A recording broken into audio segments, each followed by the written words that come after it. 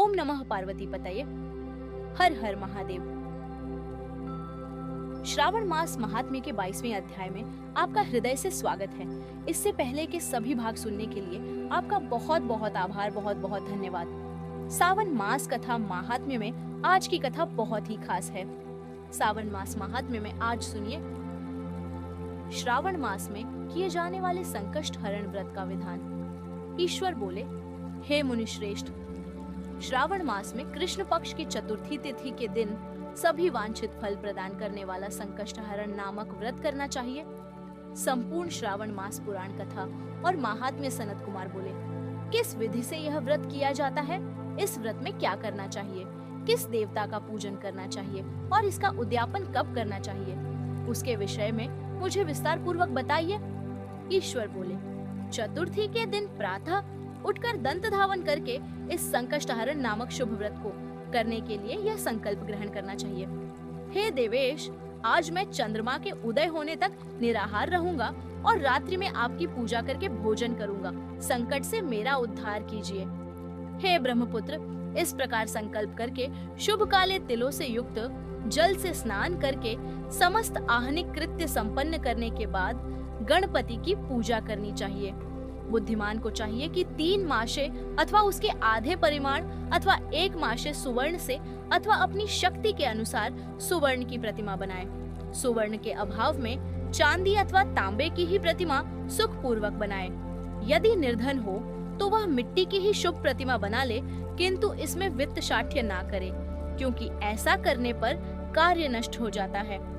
रम्य अष्टदल कमल पर जल से पूर्ण तथा वस्त्र युक्त कलश स्थापित करें और उसके ऊपर पूर्ण पात्र रखकर उसमें वैदिक तथा तांत्रिक मंत्रों द्वारा 16 उपचारों से देवता की पूजा करें। हे विप्र, तिलयुक्त 10 उत्तम मोदक बनाएं। उनमें से 5 मोदक देवता को अर्पित करें और 5 मोदक ब्राह्मण को प्रदान करें। भक्ति भाव से उस विप्र की देवता की भांति पूजा करें और यथाशक्ति दक्षिणा देकर यह प्रार्थना करें, हे विप्रवरी, आपको नमस्कार है।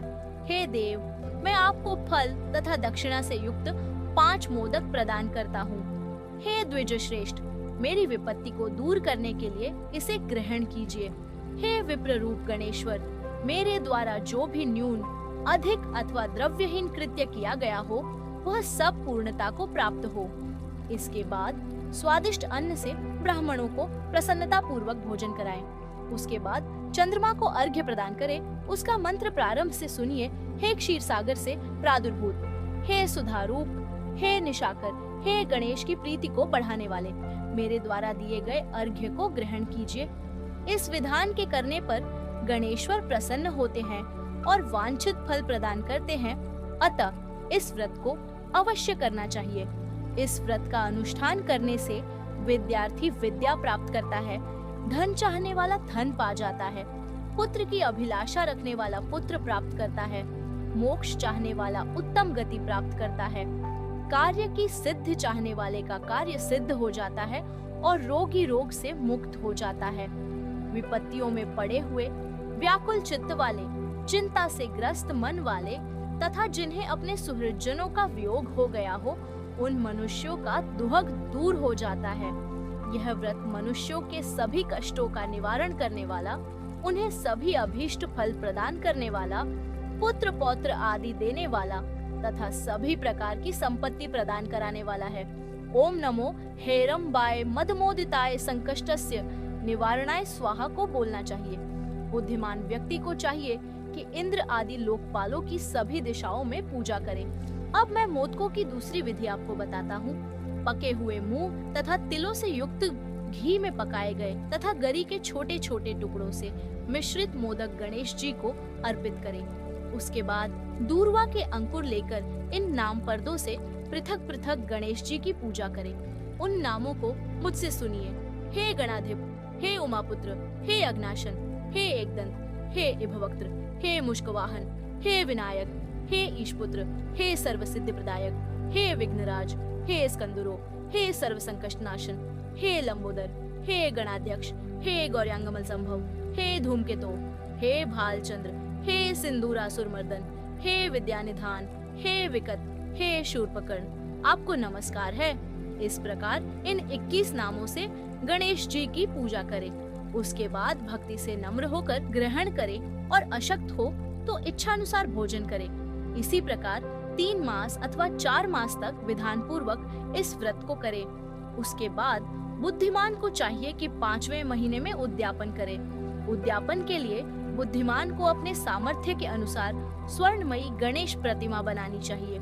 उसके बाद उस भक्ति संपन्न मनुष्य को पूर्वोक्त विधान से चंदन, सुगंधित द्रव्य तथा अनेक प्रकार के सुंदर पुष्पों से पूजा करनी चाहिए और एकाग्रचित्त होकर नारिकेल फल से अर्घ्य प्रदान करना चाहिए।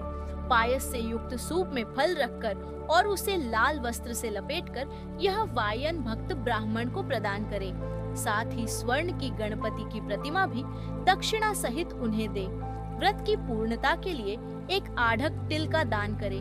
उसके बाद विघ्नेश प्रसन्न हो ऐसा कहकर देवता से क्षमा प्रार्थना करें। इस प्रकार उद्यापन करने से अश्वमेध यज्ञ का फल प्राप्त होता है और मनोवांछित सभी कार्य सिद्ध हो जाते हैं। सप्तम, पूर्व कल्प में स्कंद कुमार के चले जाने पर पार्वती ने मेरी आज्ञा से 4 महीने तक इस व्रत को किया था। तब 5वें महीने में पार्वती ने कार्तिकेय को प्राप्त किया था। समुद्रपान के समय अगस्त्य जी ने इस व्रत को किया था और 3 माह में विघ्नेश्वर की कृपा से उन्होंने सिद्धि प्राप्त कर ली। हे विपेंद्र, राजा नल के लिए दमयंती ने 6 महीने तक इस व्रत को किया था। तब नल को खोजती हुई दमयंती को वे मिल गए थे। जब चित्रलेखा अनिरुद्ध को बाणासुर के नगर में ले गई थी, तब नीवा कहाँ गया और उसे कौन ले गया, यह सोचकर प्रद्युम्न व्याकुल हो गए। उस समय प्रद्युम्न को पुत्र शोक से पीड़ित देखकर रुक्मिणी ने प्रेम पूर्वक उससे कहा, हे पुत्र, मैंने जो व्रत अपने घर में किया था उसे मैं बताती हूँ, इसे ध्यान पूर्वक सुनो।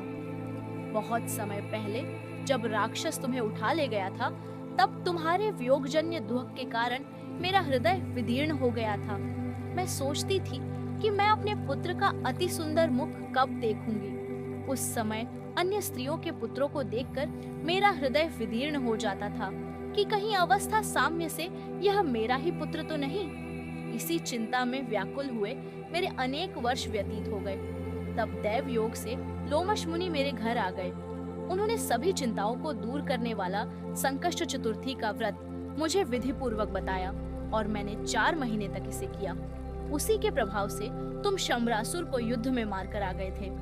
अतः हे पुत्र, इस व्रत की विधि जानकर तुम भी इसे करो, उससे तुम्हें अपने पुत्र का पता चल जाएगा। प्रद्युम्न ने यह व्रत करके गणेश जी को प्रसन्न किया। तब नारद जी से उन्होंने सुना कि अनिरुद्ध बाणासुर के नगर में है। इसके बाद बाणासुर के नगर में जाकर उससे अत्यंत भीषण युद्ध करके और संग्राम में शिव सहित बाणासुर को जीतकर पुत्र वधु सहित अनिरुद्ध को प्रद्युम्न घर लाए थे। हे मुने, इसी प्रकार अन्य देवताओं तथा असुरों ने भी विघ्नेश की प्रसन्नता के लिए यह व्रत किया था। हे सनत कुमार, इस व्रत के समान सभी सिद्धियां देने वाला इस लोक में कोई भी व्रत, तप, दान और तीर्थ नहीं है। बहुत कहने से क्या लाभ, इसके तुल्य कार्य सिद्ध करने वाला दूसरा कुछ भी नहीं है। अभक्त, नास्तिक तथा शठ को इस व्रत का उपदेश नहीं करना चाहिए, अपितु पुत्र, शिष्य, श्रद्धालु तथा सज्जन को इसका उपदेश करना चाहिए। हे विप्रर्षे, हे धर्मिष्ठ, हे विधिनंदन, तुम मेरे प्रिय हो तथा लोकोपकार करने वाले हो, अतः मैंने तुम्हारे लिए इस व्रत का उपदेश किया है।